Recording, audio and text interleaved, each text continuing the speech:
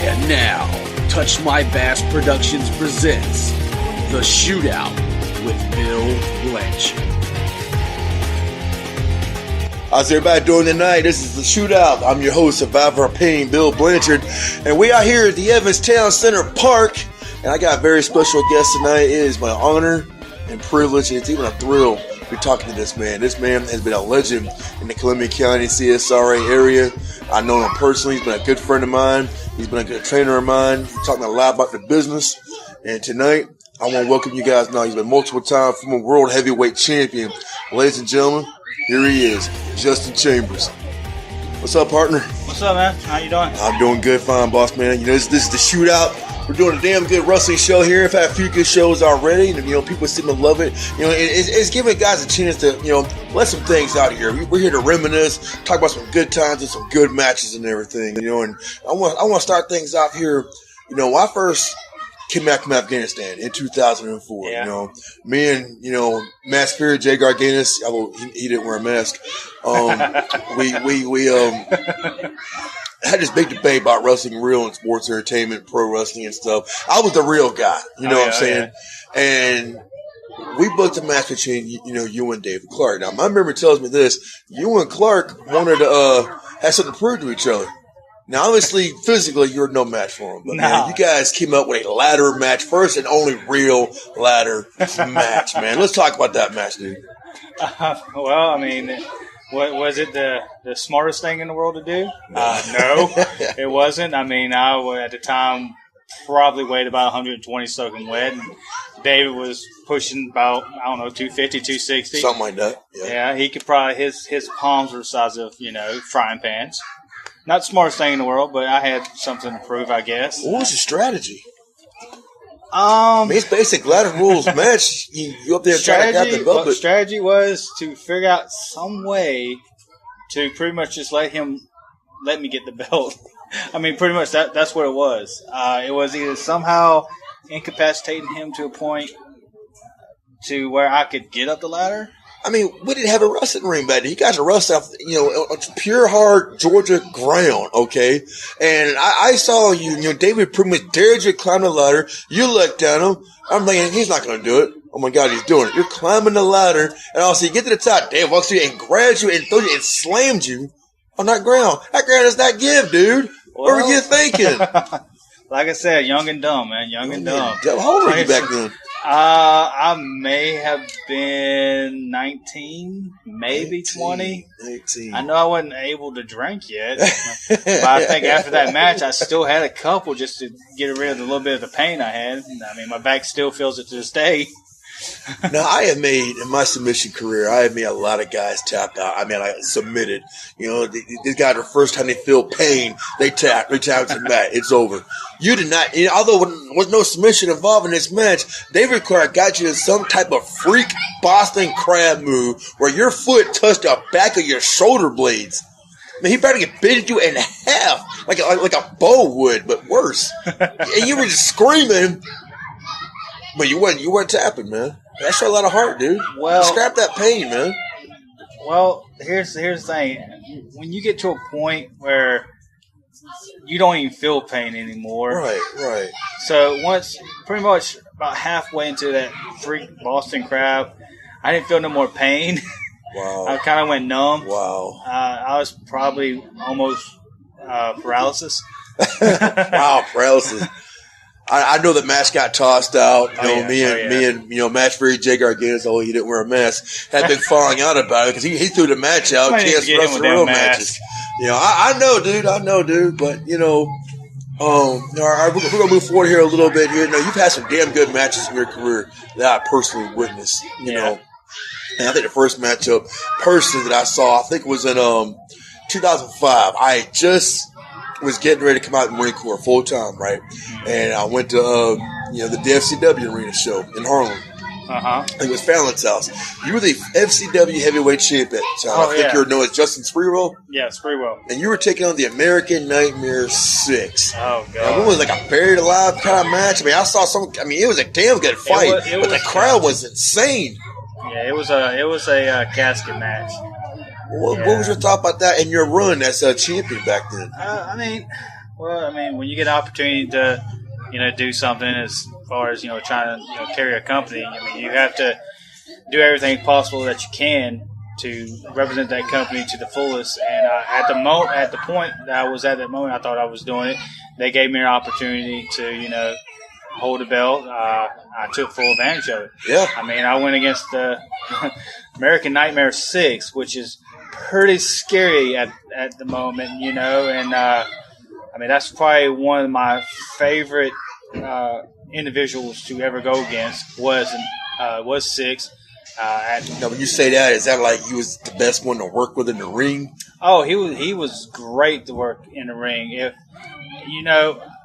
in my opinion, if I had to, say all the guys that I've gone against that I enjoyed so much to actually get in there between because of the chemistry, me being at the time kind of like a white boy who thought he was black, Right.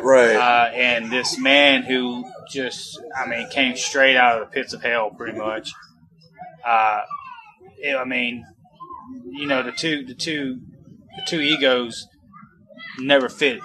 So to actually be in that match, to actually get the opportunity to work with him over all the years that we did work, and of course he went on to be a awesome indie guy, and he's one of the top in the Southeast, if I'm understanding. Oh God, he's probably one of the best.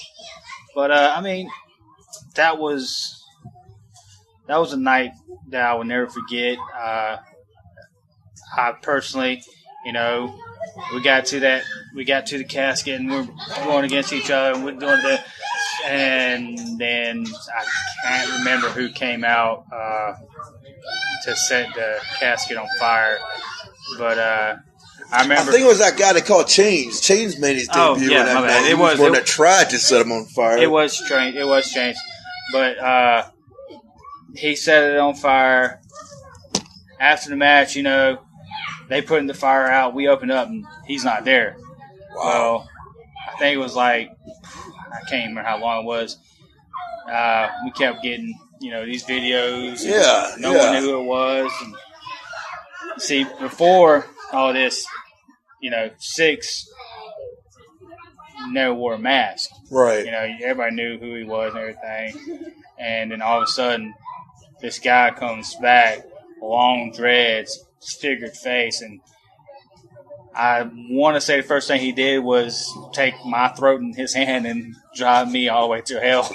Damn. That was a quick ride to hell there, wasn't it? Yeah, but like I said, man, 6, one of the greatest competitors I ever gone against. Now, you've had some other good matches and everything. I want to bring this person up to you. Talk about some of your best matches. I know you guys had some big crowd reactions. Everywhere you went, tore the house down. You had a good run with Draven. Oh, God. In FCW and in AWF and other promotions as well, I think. Draven gave me my first match back in the day. I think it was 2002, 2003, somewhere around there. Yep. He gave me my first match ever, and to this day, I appreciate everything he ever did for me.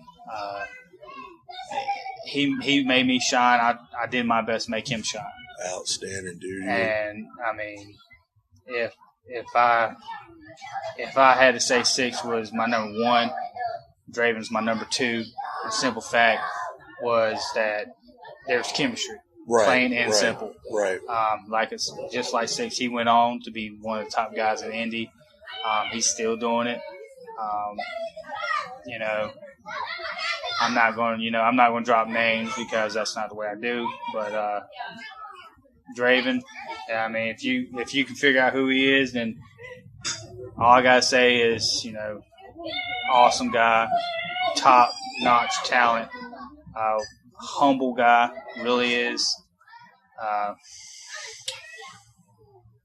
Man, I do miss some days with him, but he's in a better place now, and that's all that really matters. Yes, sir. Well, I tell you what, boss man, not a whole lot of respect. It's been thrown around the rest of the world and everything. I'm pretty sure those guys are going to appreciate that and everything. But we can talk about another good rivalry you had. It's one of my all-time personal favorite rivalries. And, as a fan watching, You know, I love the chemistry you guys had. You guys brought something to the table, and that's you had a damn good feud with James Houston. You know, one of the best hardcore legends of all time ever competed in AWL. Personally, you know, he's crazy, sadistic, and you're one of the best technical wrestlers that we had. When you guys put you guys together, man, the fans were going to do something special that night. Oh yeah, pink slip on the pole. Oh, yeah. I remember that. Justice for Your Worlds versus, at the time, John Houston. John Houston. Yeah, I believe it was John Houston at the time. James's twin brother. Wow. Yeah, there's two of them. But yeah, I had the belt on the line. I had my career on the line. To this day, I still see him. And to this day, he still cusses me for driving a ladder between his legs. Much respect to that man. Really much respect to that man. Probably one of the hardest hits I've ever taken on the top of my head. Probably the hardest hits I've ever taken with a chair, table, thumbtacks, anything he could freaking find. Wow, he pretty much answered a lot of questions. And now I'm about to say, what was the hardest thing you ever took in the ring? Was it from that man right there? Let me think. The hardest thing I ever took in a ring would probably be a shovel by him. Yes. Wow, he hit me. Shovel. He hit me in the head with a shovel. Did he ever hit you with a kitchen sink? I think we did have no, he didn't hit me with a kitchen sink. He hit somebody else with a kitchen sink. Oh, he hit with a kitchen sink? Yeah. Kendo sticks was his. Kendo stick was his thing, man. His thing, man. I tell you what. I think I still Our have version of the Sandman, man. I thought he did it better personally. Every time I hear that damn Metallica song, it scares the shit out of me. You know, God, I can't wait to bring this up with him one day. I remember one time he came out in the ring in the Halloween Massacre 2004. He took on Chris's protege. What's it called? Grunge? Chris Jr. Yeah. Knocked him out.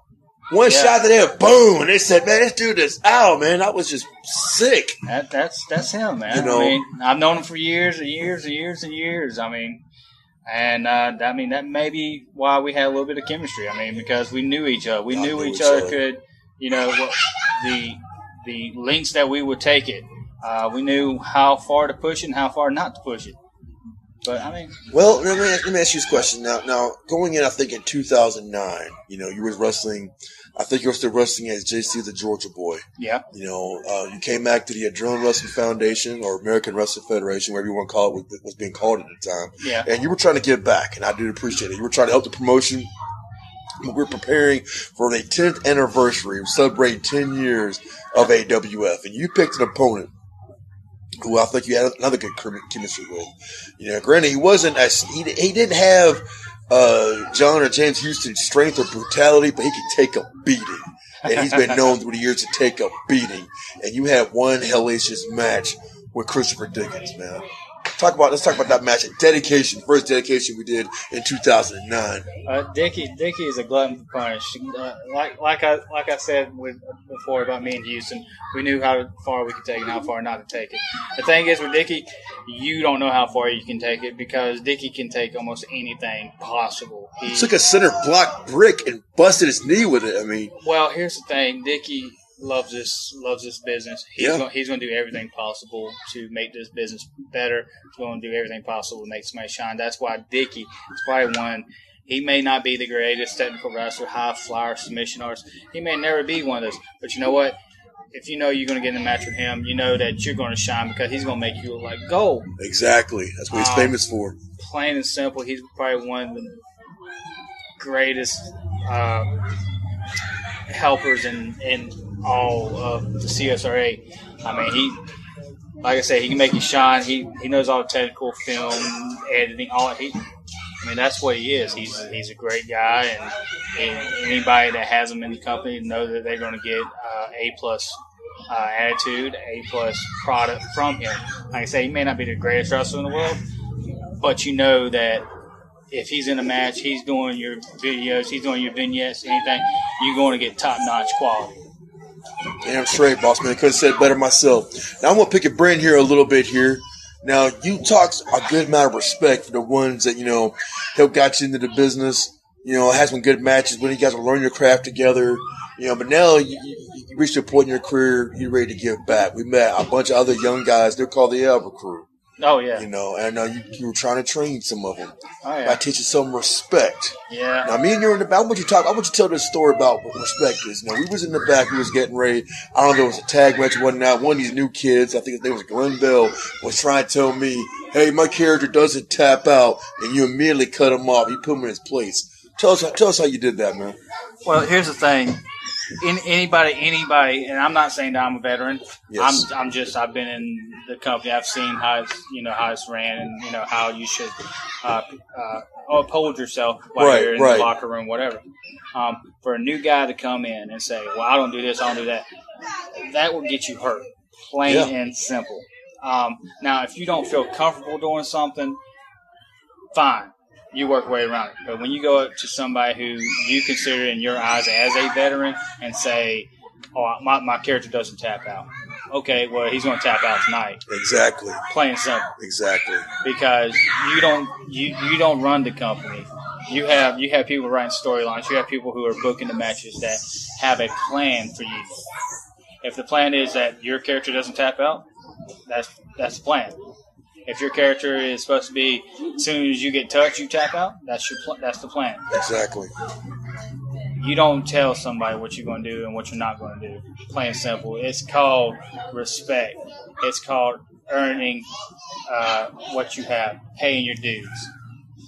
And when he did that, that took him from pretty much an all right guy to a piece of shit. You handle that as a professional. I've seen guys that done way more worse. I kind of problem seeing this guy's name in the air. Matt Cruz, when we was training at WFJ, if you question anything that happened in the ring, expect to get 10 chops to the chest. Oh yeah. You don't walk up and say, "Oh, by the way, I don't tap out." Oh, really? Well, you pay your dues and everything. And plain simple, Matt Cruz, awesome guy. Oh yeah, man, phenomenal. I've worked with him. I've trained with him. Great guy, really great guy. And it's just how people, some people 10 chops. Some people, you're gonna be running for 5 miles. Some people just keep you talking. Yeah. Some people cut you out. It's just how you want to handle it. Plain and simple. That's how it is. But I'm not saying some new guy who's been doing this 2 weeks, some other new guy comes in. No, you don't worry about how to handle stuff. You're still learning. Exactly. You never stop learning in this business. Nobody does. It doesn't matter if they're in the top in WWE, whatever. You will never stop learning in this business. Well, boss man, you've had a lot of highs and lows in your career and everything, and you've definitely shocked the wrestling world, at least on the AWF side of things. I remember, not to try to bring up bad history and everything, but I've always said, the worst thing AWF ever did was inject Dale Sherrill into the promotion. Yeah. I'm sorry, boss man. It's a shootout. And we're letting everything out the table here. A lot of respect and everything. You did something that myself, Chris, and Match for Jake Gargano, he didn't wear a mask. He did not. He flat out, didn't know. No one saw it coming. People call this could be considered a compliment. Maybe at the moment it might piss a lot of people off, but you had a lot of people looked up to you. You had a lot of Ivor crew, like the rookies, the fans who out there, looked up to you. You were basically what Hulk Hogan was. I'm being honest with you. You basically pulled a Hulk Hogan. No sex tape. No sex tape. Gotcha. But you did a spot. I think because me personally, these Dale sure about these indie guys, and they're going to show these AWF guys who they thought glorified renegade wrestlers how to wrestle and how to do business and everything. And I was counting on you and Houston to take the fight to them. I was busy. I was the heavyweight champion at the time. Yeah. I was ready to defend my belt. Against Houston, against a few other guys, I wasn't even worried about what was going on then there. And then you did something that just shocked the wrestling world, man. Let's tell it. What did you do exactly? Even Chris Dickinson, that son of a bitch. Hell, Jake Gargano's grabbed his damn bag and he's about ready to freaking leave. Let's see. Who was I? I remember it was me. Ken Lee, I think, was in that match. Really? Okay, cool. I do think he was in that match. I do. And I cannot remember. I think it was a tag match. I think it was Ken Lee and Cheryl. That's who I think they were tagging. And it was me, and I cannot remember who the other person was.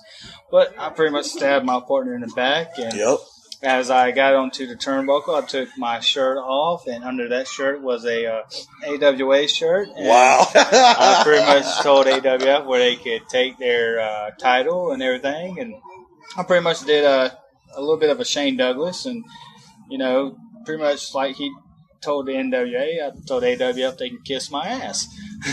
Well, what was the reason why, though? What was your motivation behind this whole thing? You really want to know? I mean, yeah, go ahead. Well, here's the thing. AWF was very bland. The event was very bland. So what do you do to get ratings? You have to do a shock and awe. It's kind of like when Shawn Michaels super kicks Marty Jannetty. It's kind of like when Stone Cold stuns Vince McMahon. It's something you don't see happening. Hulk Hogan coming out NWO. Chopping the leg up on Savage. Nobody didn't see it coming. There you go. Nobody didn't see it coming.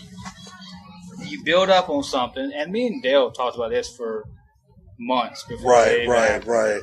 You build something up to a point where if it doesn't happen now, it's never going to happen. Right. Perfect time. You had the next match was the heavyweight title match. One thing I've always been taught is go out there, steal the show, be better than anybody else. Anybody following me, anybody before me, when they see that match, see that event, all they're going to remember is fucking damn Chambers, damn screw job the fuck out of AW. I don't think that's ever happened in AW. I don't remember ever happening in any other promotion at that time period. That time, you definitely made a lot of headways, man. When you talk about stealing the show, when you talk about, man, making a freaking moment, making a pop.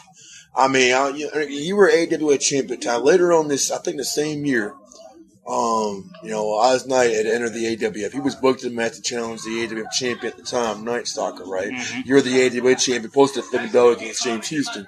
Now, for medical reasons, Oz had to leave the show. All of a sudden, Houston, for some reason, could not show up. I think he hurt his hand at work. Mm-hmm. So then all of a sudden, you got booked in a match. Champion versus champion. Yeah. You were the AWA champion taking on AWF heavyweight champion. Yep. Now, keep in mind, the crowd there was restless. Who was AWF champion? AWF champion, Night Stalker. Night Stalker? Okay. He was the champion, the defending champion. And you were the defending AWA champion. That's right. And you want to talk about a dead crowd that people were just pretty much begging, like, hurry up, end the show, we're done.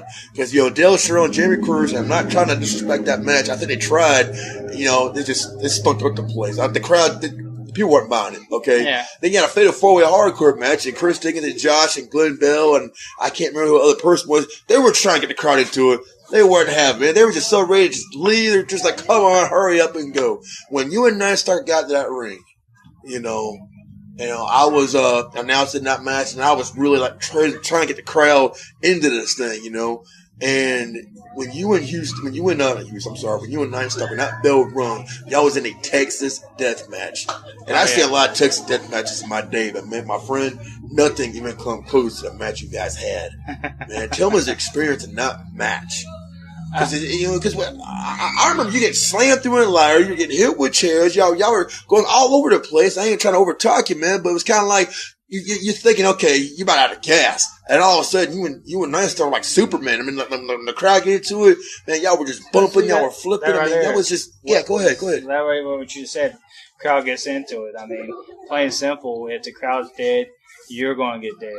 If the crowd's into it, you're going to do everything possible to push yourself harder and harder to, give them what they want. Me and Night Stalker, I mean, plain and simple, we went out there. We knew it was going to be a Texas death match. And we said, you know what? We're the last match. Everybody's dead. Let's just go crazy. Plain and simple. Let's just go crazy. A lot of that was on the ball. Boom, let's do this. Boom, let's do this. All right, now, boom, let's do this. I mean, it's pretty much luck. And as you saw, we had another one because some odd reason that got lost. Well, this is my personal opinion. No, Christopher was in charge of the camera that night. You know, I got on the microphone immediately after this match, and I bruised 2 egos so bad that they were so upset, wanted to get in the ring and try to wrestle. Because I got on the microphone, the crowd went screaming, they were chanting, they were saying, "We want more." Y'all got a standing ovation. Okay? I got on the microphone, I said, "We just witnessed the greatest wrestling match in the history of AWF. By far." It was far better because if you had the kind of skills that take a dead crowd who was just begging to just end this thing and leave, and get them chanting, "We want more, we want more." They were going ballistic. You guys both are winners of that match. Both of y'all are raising respective belts. And Chris Dickens and Masphere and Jay Garganus, although he didn't wear a mask, they were hurt when I said that, man. They were highly upset. Chris kept trying to tell me, well, it might be the greatest match in Massacre history. And just like, well, that didn't beat Annihilation. You can't say stuff like that. No, dude, I'm telling you. I'm humble that you think that way, and if people think there's another match, that's their opinion. That's their opinion. It's America, United States. God bless it, but damn it, man. To me, that's probably one of my top matches. I'm not going to say it's the top match because I've had a lot of great matches. You've had a lot of great matches in your career. They may not be the top match, but it's one of the top matches. Me and my Starker try to do it again. It's just, I don't know. It didn't happen like it should have gone. Real soon, I think we may have another one. I don't know. It could happen. And we're going to try to do it again. Hey, some matches just like once in a lifetime. Some matches you just can't duplicate. My whole something special happened that night. Oh, yeah. And it was a beautiful matchup, And speaking of beautiful matches, you've had a lot of great matches in your career. You've been a good trainer. But one of the last shows that the AWF did. Now, AWF is not 100% shut down yet. I think there's talks of them trying to bring it back. But before I talk about the last match, if the AWF was to come back and start doing shows, because you're still a champion. Yeah. Would you come back and defend? Yeah. Awesome. Oh yeah. Awesome.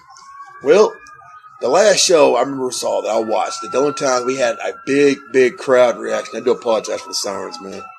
Oh, I should get a little extended time for this. But anyways, I saw the match you had with a rookie. And it reminded me of your younger self. And the fact is, once again, we had a crowd that was there who was, they were generally into it though, but you had a great matchup with Caleb Stovall, an upcoming guy.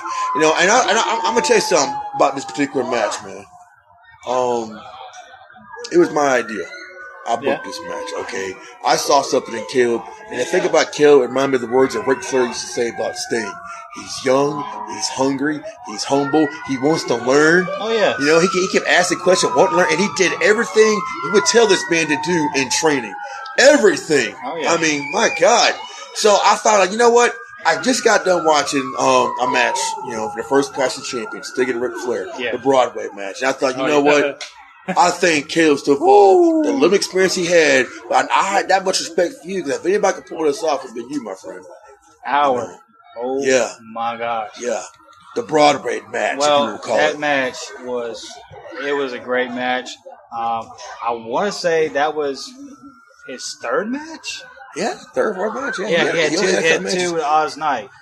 And the match he won against Oz Knight, I think the Halloween Massacre earned him the right to challenge you at Remember the Fallen, to challenge you for the championship. And we decided to make it an hour.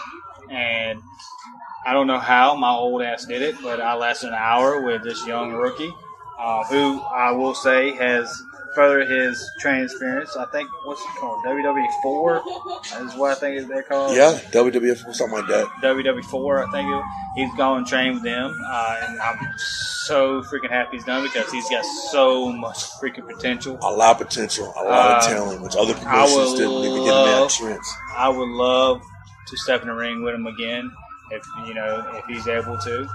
I would love to do another Broadway with him. I mean, that's that good. I think we're still supposed to have. One more match anyway. So hopefully it will happen soon. I hope so too, boss man. I do apologize, man, about this. That's fine. Sirens going in the background. But I had a good time. Reminisce about this show and everything. It's been a good show. Good reminiscence of some of your matches, my friend. But I did this the last couple of shows. I want to do this with you, my friend. I'm going to name off some wrestlers' names. You give me their first thoughts about them. Okay. Okay.